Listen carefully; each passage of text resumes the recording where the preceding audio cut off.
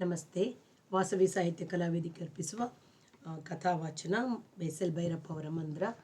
ಕಳೆದ ಬಾರಿ ನಾವು ರಾಜಾ ಸಾಹೇಬರು ಸಂಗೀತ ಕಲಿತದ್ದು, ಅವರಿಗೆ ಅವರ ಗುರುಗಳು ಮಾಡಿದ ಮೋಸ, ಅದಕ್ಕೆ ಅವರು ಪ್ರತಿ ತಂತ್ರವನ್ನು ರೂಪಿಸಿದ್ದು, ಅವರವ್ರ ಕೈಯಿಂದ ಭಾಷೆ ತಗೊಂಡಿದ್ದು, ಇದರ ಬಗ್ಗೆ ಎಲ್ಲ ಕೇಳಿದ್ವಿ. ಮುಂದಿನ ಭೂಪತರಾಯರು ಇವರಿಗೆ ಮೋಹನ್ ಲಾಲ್ನಿಗೆ ಹೇಳಿದ ಕಥೆಯನ್ನು ಕೇಳಿದ್ವಿ. ಈಗ ಅದರ ಮುಂದಿನ ಭಾಗ. ಟೈಮ್ ಇನ್ನೂ ಇಲ್ಲ. ಗಡಿಯಾರವನ್ನು 3 ಗಂಟೆ ಮುಂದಕ್ಕೆ ಇಟ್ಟುಕೊಂಡು ಅನಂತರ ನ್ಯೂಯಾರ್ಕ್ ತಲುಪುವ ಕಾಲದಿಂದ ಕಳೆದು ಲೆಕ್ಕ ದೊರಕಿಸ್ಕೋಬೇಕಂತೆ. ಈ ಕಾಲ ವ್ಯತ್ಯಾಸ ಅನ್ನೋದ್ರಲ್ಲೂ ಒಂದು ನಮೂನೆ ಮಜಾ ಇದೆ. ಸಂಜೆ 6ಕ್ಕೆ ನ್ಯೂಯಾರ್ಕ್ ತಲುಪೋದು ಅಂದರೆ ಇನ್ನೂ 2.5 ತಾಸು. ಕಿಟಕಿಯಿಂದ ಹೊರಗೆ ನೋಡಿ ಬೇಸರ, ಕುತ್ತಿಗೆಯೂ ನೋವು. ಕುರ್ಚಿಯ ಬೆನ್ನನ್ನು ಹಿಂದಕ್ಕೆ ಮಾಡಿಕೊಂಡು ಹೊರಗೆ ಕಣ್ಣು ಮುಚ್ಚಿದ. ವಿಮಾನದ ಬಲು ಎತ್ತರದ ಗುಯಿಂಗುಡಿತ. ಇದನ್ನು ಶ್ರುತಿಯಾಗಿಟ್ಟುಕೊಂಡು ಯಾವನೂ ಹಾಡಲಾರ. ನಿದ್ರೆ ಬರುತ್ತಿಲ್ಲ, ಆದರೂ ಪ್ರಯತ್ನಿಸಿದ. ಎಷ್ಟೋ ಹೊತ್ತೆಂದು ಭಾಸವಾದ ನಂತರ ನಿದ್ದೆ ತುಸು ಜಗ್ಗಿಸಿಕೊಂಡಿತು.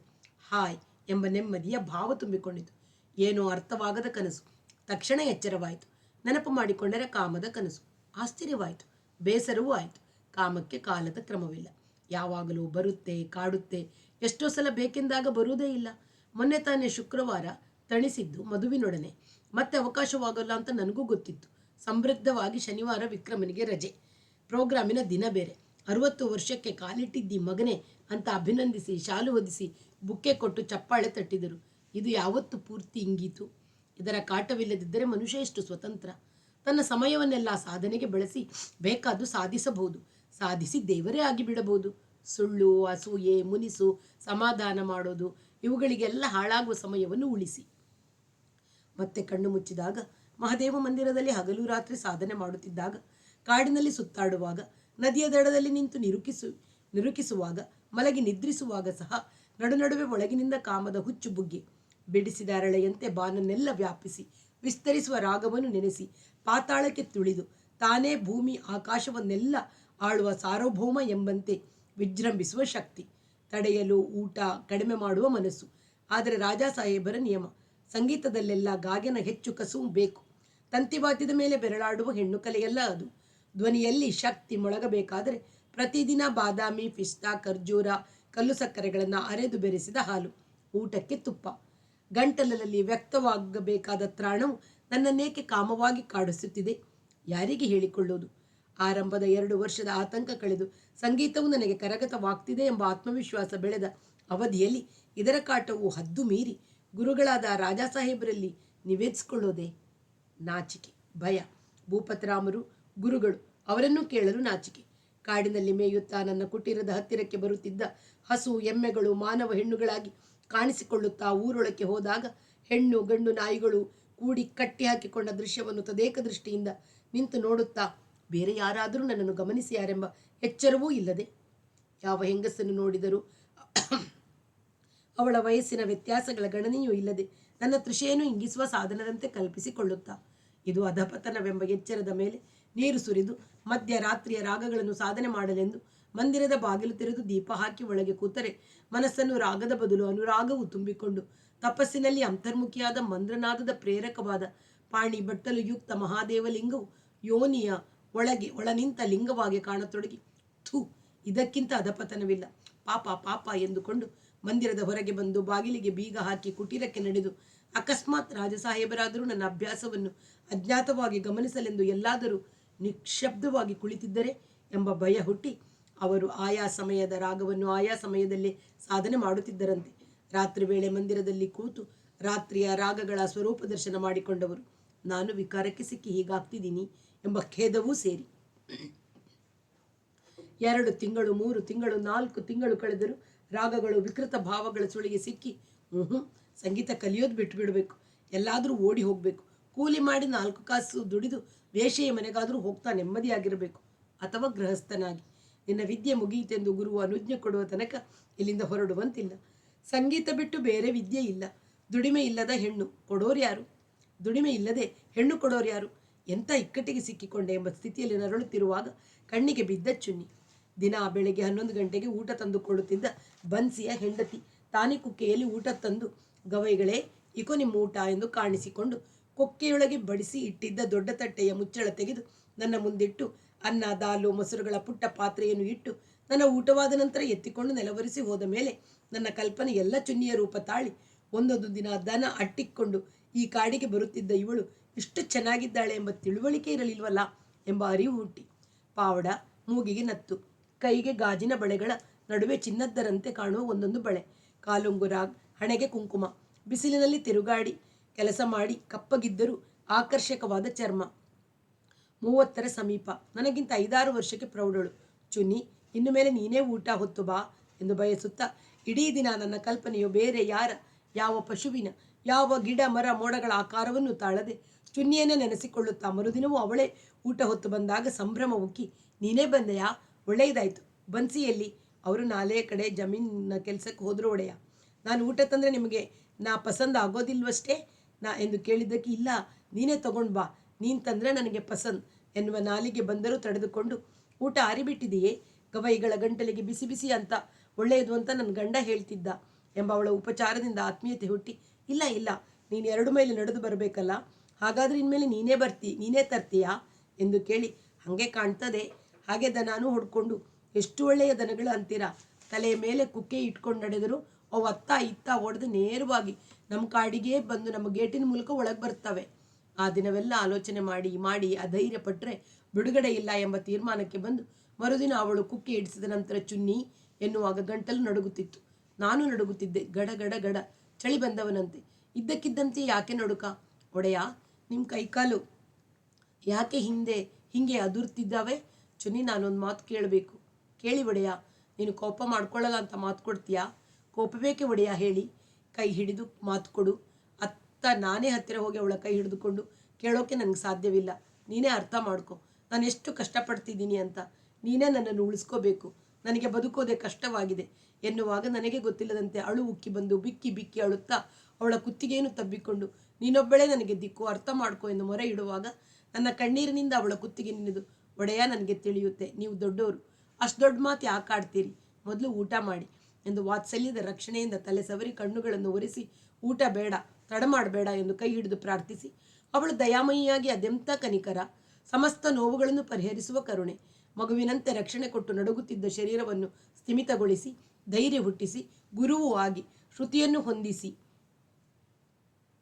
ಶಾಂತಿಯ ಬುಗ್ಗೆಯನ್ನು ಮೀಟಿ, ಇಡೀ ದಿನ ಮುಂಗಾರಿನ ಮೊದಲ ಮಳೆ ಬಿದ್ದಂಥ ಶಾಂತಿ, ಸಾಯುವಂತಿದ್ದ ಮರಗಿಡಗಳೆಲ್ಲ ಒಂದೇ ಗಳಿಗೆಯಲ್ಲಿ ಜೀವ ತುಂಬಿ ನಳನಳಿಸಿ ಬೂದಿಯಾಗಿದ್ದ ನೆಲದಲ್ಲಿ ಹಸಿರು ಚಿಗುರೊಡೆದು ಉರಿಯುತ್ತಿದ್ದ ಬಾನಿನಲ್ಲಿ ತಂಪು ಪಸರಿಸಿ ನೆಲಮುಟ್ಟಿದ್ದ ನದಿಯು ಉಕ್ಕಿ ಹರಿಯುತ್ತಾ ಎಲ್ಲೆಲ್ಲೂ ಸ್ವಚ್ಛ, ಎಲ್ಲೆಲ್ಲೂ ಉಲ್ಲಾಸ, ಎದೆ ಬೆನ್ನುಗಳಲ್ಲೆಲ್ಲ ಎದ್ದು ಬಾಧಿಸುತ್ತಿದ್ದ ಬೇಸಿಗೆಯ ಬಿಸಿಗುಳ್ಳೆಗಳು ಮೊದಲ ಮಳೆಯಲ್ಲಿ ನೆನೆದ ತಕ್ಷಣ ಇಂಗಿ ಚರ್ಮವು ನಯವಾದಂತೆ. ಸ್ನಾನ ಮಾಡಿ ಮಂದಿರದ ಬಾಗಿಲು ತೆರೆದು ಆ ರಾತ್ರಿ ಭಾಗ್ಯಶ್ರೀ ಅಭ್ಯಾಸ ಎಷ್ಟು ನಿರಾಳವಾಗಿ ನಡೆಯಿತು. ಸಾ ನಿಧ ಸಾ ಮಧ ನಿಧ ಮಗರೇ ಸಾದ ವಿನ್ಯಾಸದಲ್ಲಿ ಹುದುಗಿರುವ ಸಮರ್ಪಣೆಯ ಶಾಂತಿ ಹೇಗೆ ತೆರೆದುಕೊಂಡಿತು. ಚುನಿ, ನೀನೇ ನನ್ನ ತುಂಬೂರಿ ಎಂಬ ಕೃತಜ್ಞತೆ. ಮರುದಿನ ಮಧ್ಯಾಹ್ನ ಅವಳೇ ಊಟ ತಂದಾಗ, ಚುನಿ, ಇನ್ಮೇಲೆ ದಿನ ನೀನೇ ತರಬೇಕು, ಬರುವೆ ಅಲ್ವೇ, ನಾನು ಬೆಳಗಿನಿಂದ ನಿನ್ನ ದಾರಿ ಕಾಯ್ತಾ ಇದ್ದೆ ಎಂದು ಗುರುವಿಗೆ ಪಾಠ ಒಪ್ಪಿಸುವಾಗ ಅವಳ ಮುಖದಲ್ಲೂ ಎಷ್ಟು ಹಿತವಾದ ಮುಗುಳ್ನಗೆ. ಒಳಗಿನಿಂದ ಕುಟೀರದ ಬಾಗಿಲು ಹಾಕಿಕೊಂಡಿರುವಾಗ ಅಕಸ್ಮಾತ್ ರಾಜಸಾಹೇಬರು ಬಂದರೆ ಎಂಬ ಆತಂಕ. ಅವರು ಎಂದೂ ಈ ಕುಟೀರದ ಒಳಗೆ ಬಂದಿಲ್ಲ, ನನ್ನನ್ನು ಸಂಧಿಸುವುದು ಮಂದಿರದಲ್ಲಿ ಮಾತ್ರ. ತೀರಾ ಅಪೂರ್ವಕ್ಕೆ ನಾನು ಮಲಗಿದ್ದರೆ ಅವರು ಹೊರಗಿನಿಂದಲೇ ಒಮ್ಮೆ ಕೂಗುತ್ತಾರೆ, ಒಳಗೆ ಎಂದೂ ಬಂದಿಲ್ಲ ಎಂಬುದನ್ನೂ ಮರೆತು. ಇದು ಅವರ ಭೋಜನದ ಸಮಯವಲ್ಲವೇ ಗವಾಯ್, ಭೋಜನವಾದ ಮೇಲೆ ವಿಶ್ರಾಂತಿ ಪಡಿತಾರಲ್ವೇ, ಹೌದು ಅವರಲ್ಲೂ ಹೇಳೋದು ಸರಿ, ಅಲ್ಲದೆ ಬಂದರೆ ಅಭ್ಯಾಸ ಮಾಡಿಸುವ ರಾಗಕ್ಕೆ ಸಮಯಕ್ಕೆ ಬರ್ತಾರೆ, ಇಲ್ಲದಿದ್ದರೆ ಇಲ್ಲ. ಈಗ ನಡೀತಿರೋದು ಭಾಗ್ಯಶ್ರೀ ಮಧ್ಯರಾತ್ರಿಯ ರಾಗ, ಪ್ರತಿ ರಾತ್ರಿಯೂ ಬರ್ತಿಲ್ಲ.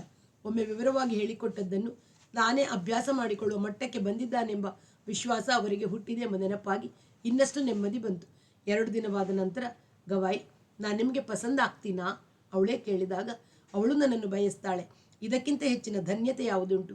ಬನ್ಸಿಗೆ ಅವಮಾನ ಬರೋಲ್ವೇ, ಅದೆಲ್ಲ ನನಗೆ ಬಿಟ್ಟುಬಿಡಿ, ಅನುಮಾನ ಬರದಂಗೆ ನಾನು ನೋಡ್ಕೋತೀನಿ. ಚುನ್ನಿ, ಎಷ್ಟು ಅಭಯ ಕೊಡ್ತಿದ್ದೀಯಾ, ನೀನೆಷ್ಟು ಒಳ್ಳೆಯವಳು. ಅವಳಿಂದ ಬರಲು ಸಾಧ್ಯವಿಲ್ಲದ 3 ದಿನಗಳು ಬೇರೊಬ್ಬ ಹುಡುಗ ತಂದಿದ್ದ. ನಡುವೆ 1 ದಿನ ಬನ್ಸಿ ತಂದುಕೊಟ್ಟ. ಅವನ ಮುಖ ನೋಡಿ 1.5 ತಿಂಗಳಾಗಿತ್ತು. ಅದಕ್ಕೆ ಮೊದಲು ಅವನೇ ಪ್ರತಿದಿನ ತಂದುಕೊಡ್ತಿದ್ನಲ್ಲ, ಅವನನ್ನು ಕಂಡು ನನಗೊಳಗೆ ಕುಟುಕಿದಂತಾಯಿತು. ಎಂಥ ಪೆದ್ದ ಅಂತ ಅನ್ನಿಸ್ತು. ಪೆದ್ದ ನಿಜ. ಚುನ್ನಿ ಅವನ ವಿಷಯ ಬಂದರೆ ಮೂದೇವಿ ಅಂತಿದ್ಲು. ಚುನ್ನಿಯ ಸ್ನೇಹವಾಗೋ ತನಕ ಅವನು ಜಾಣನೋ ಪೆದ್ದನೋ ಮೂದೇವಿಯೋ ಒಂದು ನನ್ನ ಗ್ರಹಿಕೆಗೆ ಬಂದಿರಲಿಲ್ಲ. ಮನಸ್ಸು ಆ ಕಡೆ ಹರಿದಿರಲೇ ಇಲ್ಲ. ಈಗ ನನ್ನನ್ನು ಅವನೊಡನೆ ಹೋಲಿಸಿಕೊಂಡು ನಾನೆಂಥ ತೇಜಸ್ವಿ ಎಂಬ ಹೆಮ್ಮೆಯಾಗತೊಡಗಿತು. ಚುನ್ನಿ ಚುರುಕಾದ ಹೆಂಗಸು, ಇವನು ಅವಳಿಗೆ ಸಮನಲ್ಲ ಎಂಬ ಅರಿವಿನ ಜೊತೆಗೆ ನಾನು ಸಮ ಎಂಬ ಭಾವ ಹುಟ್ಟಿ ಚಪ್ಪರಿಸಿಕೊಳ್ಳುವಂತಾಯಿತು. ಆದರೆ ಇಂಥ ಹೋಲಿಕೆಗಳು ಬಹಳ ಹೊತ್ತು ತಲೆಯಲ್ಲಿ ನಿಲ್ಲಲು ಬಿಡದೆ ಸಾಧನೆಯಲ್ಲಿ ತೊಡಗುತ್ತಿದ್ದೆ. ಮನಸ್ಸನ್ನು ಅಡ್ಡಹರಿಸುವ ಸೆಳೆತಗಳು ಹುಟ್ಟುತ್ತಲೇ ಇರಲಿಲ್ಲ. ನನ್ನ ಚುನ್ನಿಯ ಸಮಾಗಮ ಯಾರ ಅಡ್ಡಿ ಆತಂಕ ಇಲ್ಲದೆ ಪ್ರತಿದಿನವೂ ನಡೀತಿತ್ತು. ಯಾರಾದರೂ ಬಂದಾರು ಕಂಡಾರು ಎಂಬ ಆತಂಕದ ಟುಕುಡುವು ಮನಸ್ಸಿನಲ್ಲಿ ಹುಟ್ಟುತ್ತಿರಲಿಲ್ಲ. ಅವಳು ವಿಲಂಬಿತವಾಗಿ ಇರುತ್ತಿರಲೂ ಇಲ್ಲ. ನಮ್ಮ ಎಚ್ಚರ ನಮಗಿರಬೇಕು ಎನ್ನುತ್ತಿದ್ದಳು. ಅವಳಿಗೆ ಏನಾದರೂ ಉಡುಗೊರೆ ಕೊಡುವ ಮನಸ್ಸಾಯಿತು. ಒಂದು ಸೀರೆ, ಒಂದು ಡಜನ್ ಗಾಜಿನ ಬಳೆ, ಚಿನ್ನ ಬೆಳ್ಳಿಯ ಕಲ್ಪನೆಯಂತೂ ಹುಟ್ಟಲು ಸಾಧ್ಯವಿರಲಿಲ್ಲ. ಆದರೆ ನನ್ನಲ್ಲಿ 5 ರೂಪಾಯಿಯೂ ಇಲ್ಲ. ಚುನ್ನಿ, ನಾನೊಂದು ವರ್ಷದಿಂದ ಶಕಪುರಕ್ಕೂ ಹೋಗ್ತಿಲ್ಲ. ಚಿತ್ತಪುರದಲ್ಲಾದರೂ ನಿನಗೊಂದು ಸೀರೆ ತಂದು ಕೊಡುವ ಅಂದರೆ ಹಣವಿಲ್ಲ, ನಾಚಿಕೆ ಅನಿಸುತ್ತೆ ಎಂದಾಗ, ಗವೈ, ನನಗದೇನೂ ಬೇಡ. ನೀವಿನ್ನೂ ಕಲಿಕೆಯಲ್ಲಿದ್ದೀರಿ. ಕಲಿತು ದೊಡ್ಡ ಗವೈ ಆದಮೇಲೆ ದೊಡ್ಡ ಮಹಾರಾಜರ ದರ್ಬಾರ್ನಲ್ಲಿ ಹಾಡಿ ಚಿನ್ನದ ತಟ್ಟೆಯಲ್ಲಿ ವಜ್ರಾಮುತ್ತುಗಳ ಹಾರ ಸಂಪಾದಿಸಿದಾಗ ನನಗೊಂದು ತಂದು ಕೊಡಿ. ಅಲ್ಲಿ ತನಕ ಬೇಕಾದರೆ ಹೇಳಿ, ನಾನೇ ನಿಮಗೆ 4 ರೂಪಾಯಿ ಕೊಟ್ಟೇನು. ನನ್ನ ಗೆಳತಿಯಾದಳು, ಪ್ರೇಮಿಯಾದಳು. ಆದರೆ ವಿರಾಮಗತಿಯಲ್ಲಿ ಮಲಗಿ ಮಾತಿನಲ್ಲಿ ತೊಡಗಲು ಸಮಯವಿಲ್ಲ. ಎಚ್ಚರ ಅವಳಲ್ಲೂ ನನ್ನಲ್ಲೂ. 4 ತಿಂಗಳಾಗಿತ್ತಲ್ವೇ. ಎಲ್ಲವೂ ಶಾಂತವಾಗಿ ತಂಬೂರಿಯಂತೆ ಸಾಗುತ್ತಿದ್ದಾಗ ಒಂದು ಮಧ್ಯಾಹ್ನ ಊಟದ ಕುಕ್ಕೆಯನ್ನು ಕೆಳಗಿಟ್ಟವಳು, ಗವೈ, ನಾನು ಬಸರಿಯಾಗಿರುವಂಗೆ ಕಾಣಿಸ್ತೆ ಎಂದಾಗ ನನ್ನೊಳಗೆ ಮದ್ದು ಸಿಡಿದಂತಾಗಿ, ಆದರೆ ಅವಳು ಶಾಂತವಾಗಿಯೇ ಇದ್ದಳು. ಮುಖದಲ್ಲಿ ಗೆಲುವು ಕೂಡ. ಇದುವರೆಗಿನ ನಮ್ಮ ಸಮಾಗಮವನ್ನು ಮುಚ್ಚಿದ್ದೇವೆ, ಬಸರನ್ನು ಮುಚ್ಚಲು ಸಾಧ್ಯವೇ? ಯಾರು ಎಂಬ ಪ್ರಶ್ನೆ ಬರುತ್ತೆ. ದಡ್ಡ ನಾನು, ಅದನ್ನು ಯೋಚಿಸಿಯೇ ಇರಲಿಲ್ಲ ಎಂಬ ಗಾಬರಿಯಲ್ಲಿ ಮುಂದಿನ ಗತಿ ಎಂದೆ. ಯಾಕೆ ಗಾಬರಿ ಆಗ್ತೀರಿ ಒಡೆಯ? ಭಗವಂತ ದಯಾ ತೋರಿಸಿದ್ದಾನೆ. ನಮ್ಮ ಸಂಬಂಧ ಗುಟ್ಟಿನಲ್ಲಿ ಉಳಿಯೋದು ಹೇಗೆ? ರಾಜಾ ಸಾಹೇಬರು ನನ್ನ ಮನಸ್ಸಿನಲ್ಲಿ ಈಗ ಕಾಣಿಸ್ಕೊಂಡ್ರು. ನನ್ನನ್ನು ಇಲ್ಲಿಂದ ಓಡಿಸ್ಬಿಡ್ತಾರೆ, ಅಥವಾ ಮತ್ತೆ ಯಾವ ಉಗ್ರ ಶಿಕ್ಷೆ ಮಾಡ್ತಾರೋ. ರಾಜಸಾಹೇಬರ ಪರಿವಾರದ ಒಬ್ಬ ಹೆಂಗಸನ್ನು ಕೆಡಿಸಿದನೆಂದು ತಪ್ಪು ಭಾವನೆ ಹುಟ್ಟಿ ಎಂಥ ಶಿಕ್ಷೆಗಾದರೂ ನಾನು ಅರ್ಹ ಎನಿಸತೊಡಗಿತು. ನನ್ನ ಗಂಡನಿಗೆ ಖುಷಿಯಾಗಿದೆ. ನನಗೊಂದು ಮಗು ಆಗಲಿಲ್ಲ ಅಂತ ನನ್ನ ಸೋಟಿ ತಿವಿತಿದ್ದ. ಈಗ ನೋಡು, ಕಾಲ ಕುಡಿದಾಗ ಆಗಲಿಲ್ವೇ? ಠಾಕೂರ್ಜಿಗೆ ಹರಕೆ ಹೊತ್ಕೋ ಅಂತ ನಾನು ಹೇಳ್ತಿರ್ಲಿಲ್ವೇ ಅಂದ. ನನ್ನದೇ ಮಗು ಅಂತ ತಿಳ್ಕೊಂಡಿದ್ದಾನೆ ಅಂದಳು, ಸಮಸ್ಯೆಯೇ ಇಲ್ಲದವಳಂತೆ. ಅವನದಲ್ಲ ಅಂತ ಹೇಗೆ ಹೇಳ್ತಿ? ಆಗೋದಿದ್ರೆ 14 ವರ್ಷದಲ್ಲಿ ಯಾಕೆ ಆಗಲಿಲ್ಲ? ನೀವು ನನಗೆ ಸೀರೆ ಸರ ಏನೂ ಕೊಡಲಿಲ್ಲ ಅಂದ್ರಲ್ಲ ಒಂದಿನ. ಈಗ ಕೊಟ್ಟಿರೋದಕ್ಕಿಂತ ಇನ್ನೇನು ಬೇಕು ಎಂದು ಕೃತಜ್ಞತೆಯಿಂದ ಪ್ರೀತಿ ಮಾಡಿದಳು. 2 ದಿನದಲ್ಲಿ ನನಗೆ ಅನುಮಾನ ಹುಟ್ಟಿತು. ನನಗೊಂದು ಮಗುವಾಗಬೇಕೆಂದು ಅವಳು ನನ್ನ ಸಹವಾಸಕ್ಕೆ ಒಪ್ಪಿದಳೆ. ನನ್ನನ್ನು ಪ್ರೋತ್ಸಾಹಿಸುವಂತೆ ಹಾವಭಾವ ಮಾಡಿದಳೆ. ಹಾಗೆಂದು ಕೇಳಿಬಿಡುವ ಮನಸ್ಸು. ಅವಳಿಗೆ ನೋವಾಗಬಹುದು, ಕೋಪ ಬರಬಹುದು ಅಂತ ಸುಮ್ಮನಾದೆ. 4-6 ದಿನಗಳಲ್ಲಿ 2 ಭಾವಗಳು ಒಟ್ಟೊಟ್ಟಿಗೆ ಕಾಣಿಸಿಕೊಳ್ಳತೊಡಗಿದವು. ಮಗು ನನ್ನದಾಗಿಯೂ ನನ್ನದೆಂಬ ಅಧಿಕಾರವಿಲ್ಲ. ಮಗುವಾದ ಮೇಲೆ ಚುನ್ನಿ ಇಲ್ಲಿಗೆ ಬರುವುದನ್ನು ನಿಲ್ಲಿಸಿ ಮತ್ತೆ ಬನ್ಸಿನ ಕಳಿಸ್ಬೋದು. ಈಗಲೂ ಅವಳೆ ಬರ್ತಿದ್ದಾಳೆ, ನನ್ನ ಶಮನಕ್ಕಾಗಿ ಕೂಡ್ತಾಳೆ. ಅವಳಿಗೆ ಮೊದಲಿದ್ದಷ್ಟು ಆಶೆ ಇಲ್ಲ. ಬಸುರಿಯಾದ ತಕ್ಷಣ ಆಶೆ ಕಡಿಮೆ ಆಗುತ್ತದೆ. ನನಗೆ ಗೊತ್ತಿಲ್ಲ, ಅವಳಿಗೂ ಗೊತ್ತಿಲ್ಲ. 14 ವರ್ಷ ಸಂಸಾರ ಮಾಡಿದರೂ ನನಗಿಂತ 6 ವರ್ಷಕ್ಕೆ ದೊಡ್ಡೋಳಾದರು. ಈ ವಿಷಯ ಅವಳು ಯಾರ ಕೈಯಲ್ಲಿ ಮಾತನಾಡುವ ಸಂಭವ ಒದಗಿಲ್ಲ. ಘುಯ್ ಎಂಬ ಏಕತಾನದ ಸದ್ದು. ನಿದ್ದೆ ಎಳೆಯುತ್ತಿದೆ. ಕಿಟಕಿಯ ಪರದೆ ಎಳೆದು ಕಣ್ಣು ಮುಚ್ಚಿಕೊಂಡ. ನಿದ್ದೆ ಹತ್ತಿತು. ಎಷ್ಟೋ ಹೊತ್ತೆಂಬಂತೆ ಕನಸು. ಚುನ್ನಿಯ ತುಂಬು ಹೊಟ್ಟೆಯಲ್ಲಿಯೇ ಕುಕ್ಕೆ ಹೊತ್ತು ಬರ್ತಾಳೆ. ಅವಳನ್ನು ಕಾಮಕೇಳಿಗೆ ಕೇಳಲು ಮನಸ್ಸು ಬರುತ್ತಿಲ್ಲ. ಒತ್ತಾಯ ಮಾಡಿದರೆ ಒಪ್ತಾಳೇನೋ. ಮಗುವಿಗೆ ಏನಾದರೂ ಆದರೆ ತಂಬೂರಿಯ ಬುರುಡೆಯಂತೆ ಉಬ್ಬಿರುವ ಹೊಟ್ಟೆ. ಮುಖದಲ್ಲಿ ಎಷ್ಟು ಕಳೆ ಬಂದಿದೆ. ಗವೈ, ಬರುವಾಗ 2 ಮೈಲಿ, ಹಿಂತಿರುವಾಗ 2 ಮೈಲಿ ಬಳಲಿಕೆ ಆಗುತ್ತೆ. ನಡುವೆ 2 ಸಲ ಕೂತು ಸುಧಾರಿಸ್ಕೊಂಡೆ. ಇನ್ನು ಮೇಲೆ ಬೇರೆ ಯಾರಾದರೂ ಬಿಡುವಿದ್ದ ದಿನ ಬನ್ಸಿ. ಒಂದು ದಿನ ಗಣೇಶೀಲಾಲ ಕುಕ್ಕೆ ಹೊತ್ತು ಬಂದ.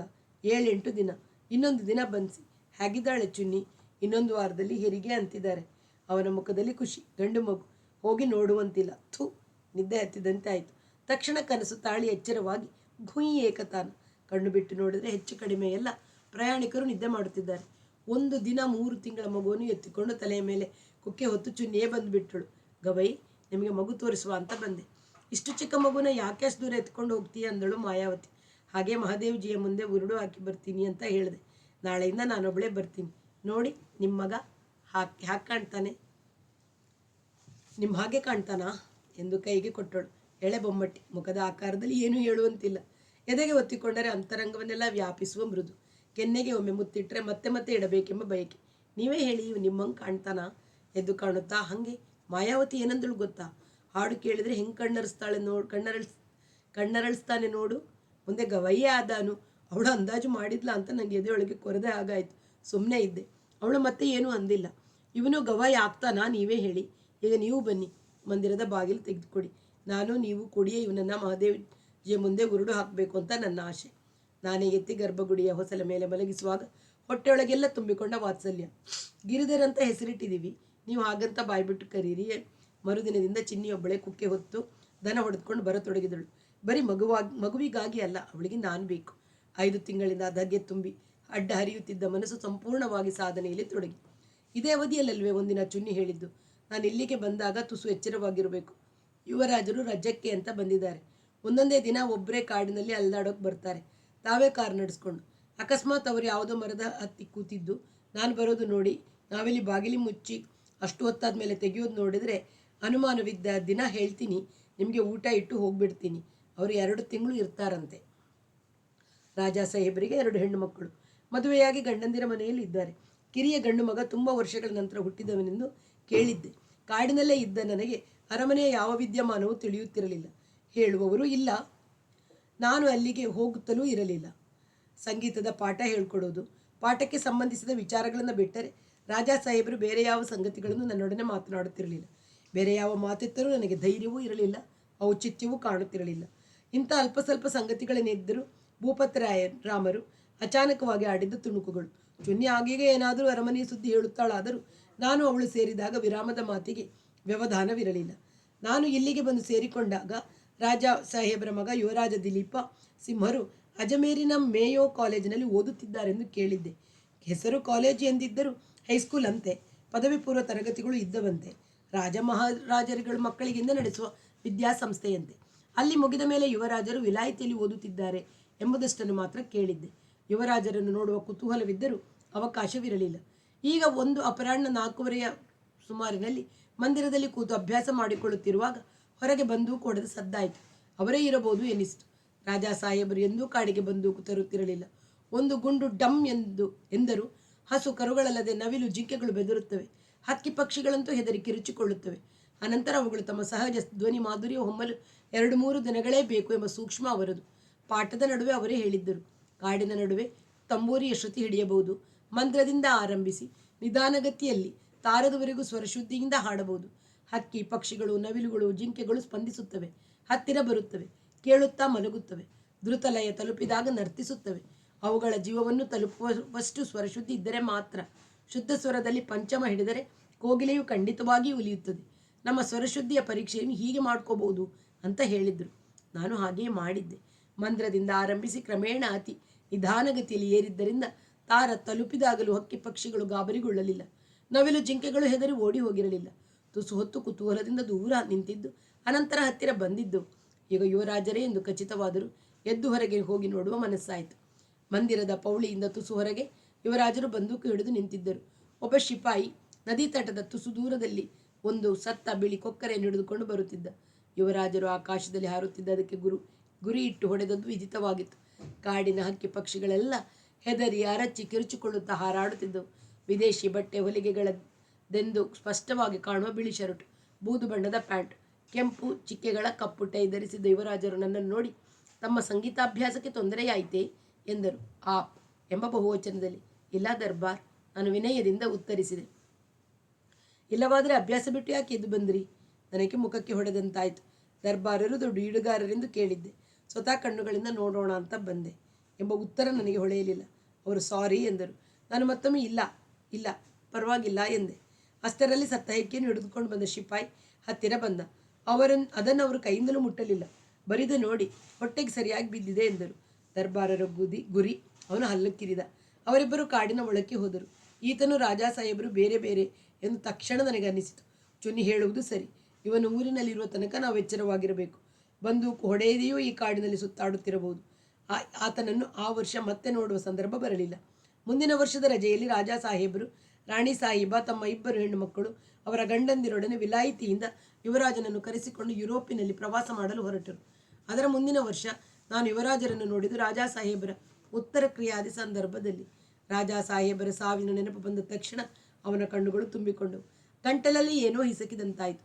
33 ವರ್ಷವಾಯಿತು. ಅವ್ವ ಸತ್ತಾಗ ತುಂಬಿಕೊಂಡದ್ದು ಬಿಡಿಸಿ ಹೇಳಲು ತಿಳಿಯದ, ಬೆಲೆ ಕಟ್ಟಲು ಗೊತ್ತಾಗದ ಮೂಕ ಶೋಕ. ಮಣ್ಣಾಗಿದ್ದ ತನ್ನನ್ನು ಜೀವ ತುಂಬಿದ ಮೂರ್ತಿಯನ್ನಾಗಿಸಿದ ವಿದ್ಯಾದಾತನ ಸಾವಿನ ನೋವು ರಾಜಾ ಸಾಹೇಬರು ಸತ್ತಾಗ ಆದದ್ದು. ಅವರ ಬೆಲೆ ನನಗೆ ತಿಳಿದಿತ್ತು. ಶೋಕವು ಎಷ್ಟು ಮುಳುಗಿಸಿಕೊಂಡರೂ ಇನ್ನೂ ಆಳಕ್ಕೆ ತಿಳಿಯುತ್ತಿತ್ತು ಎಂಬ ನೆನಪಿನೊಡನೆ ಬಿಕ್ಕಿ ಅಳು ಬಂತು. ಪಕ್ಕದ ಪ್ರಯಾಣಿಕನು ತಿರುಗಿ ನೋಡಿದ. ಇವನು ಕಿಟಕಿಯ ಕಡೆಗೆ ಮುಖ ತಿರುಗಿಸಿ ಕೆಳಗೆಳೆದಿದ್ದ ಪರದೆಯನ್ನು ಮೇಲೆ ಎತ್ತಿದ.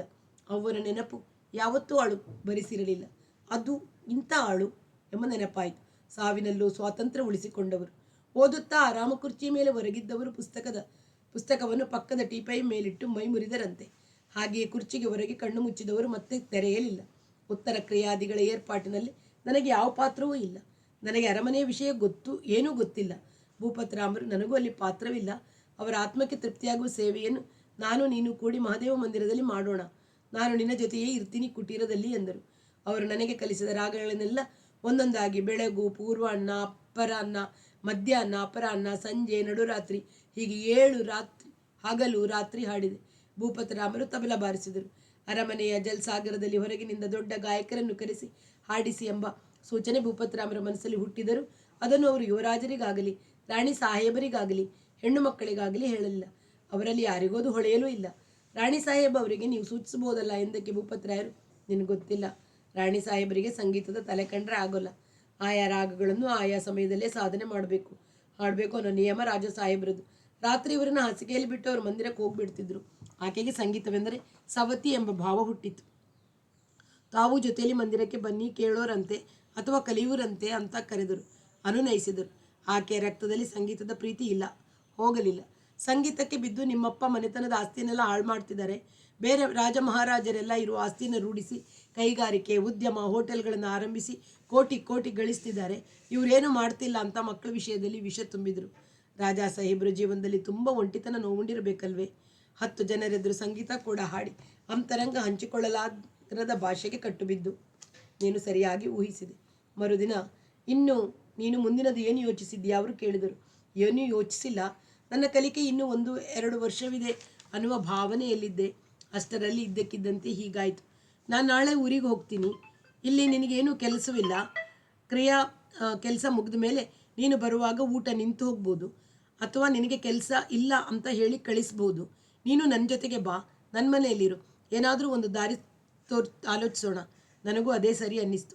ಗುರುವೇ ಇಲ್ಲದ, ಪಾಠವಿಲ್ಲದ ಮೇಲೆ ಊಟ ವಸತಿ ಕೊಟ್ಟರೂ ಪ್ರಯೋಜನವಿಲ್ಲ. ಸಂಗೀತವೆಂದರೆ ತಿರಸ್ಕಾರವಿರುವವರು ಅರಮನೆಯ ಯಜಮಾನರಾದ ಮೇಲೆ ಇಲ್ಲಿದ್ದರೆ ಗುರುವಿನ ಸ್ಮೃತಿಗೆ ಅಗೌರವ ತೋರಿಸಿದಂತೆ ಎಂಬ ಭಾವನೆ ಹುಟ್ಟಿತು. ಇದ್ದಕ್ಕಿದ್ದಂತೆ ಹೊರಡುವುದು ಬೇಡ. ಚುನ್ನಿಯನ್ನು ಒಮ್ಮೆಯಾದರೂ ಕಂಡು ಮಾತನಾಡಿ ಹೋಗಬೇಕೆಂದು ನಿರ್ಧರಿಸಿ, ನೀವು ನಡೀರಿ, ನಾನು 1-2 ದಿನದಲ್ಲಿ ಬರ್ತೀನಿ ಎಂದೆ. 12ನೆಯ ದಿನ ಊಟ ಮುಗಿಸಿಕೊಂಡು ಅವರು ಹೊರಟು ಹೋದರು.